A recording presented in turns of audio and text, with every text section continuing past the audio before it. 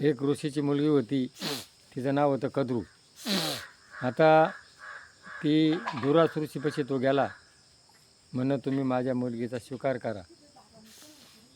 तर ती मुलगी म्हणे माझी आहे ना लय हट्टी आहे.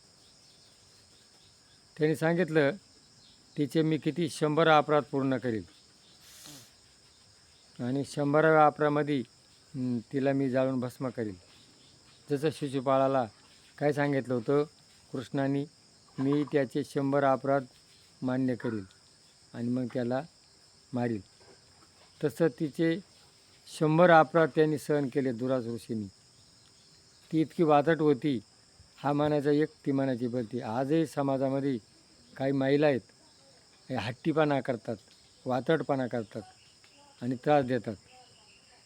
तर हट्टीपणा करणं चांगलं नाही आहे. मिळून मिसळून राहावी. जे समाजामध्ये कुटुंबामध्ये मिळून मिसळून राहतात त्यांचं जीवनात सुख मिळतं आणि जे माणूस हट्टी असतं त्याला जीवनामध्ये सुख कधीच मिळत नाही.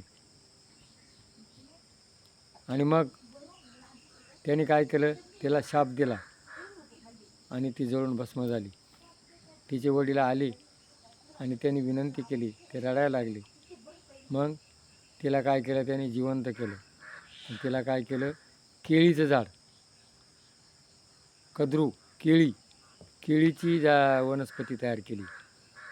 बघा, केळीचं पान आजही जर तुम्ही फाडायला गेले ना तर ते काय सरळ फाटलं जात नाही, ते इकडं तिकडं फाटतं, म्हणजे आडबंगपणा.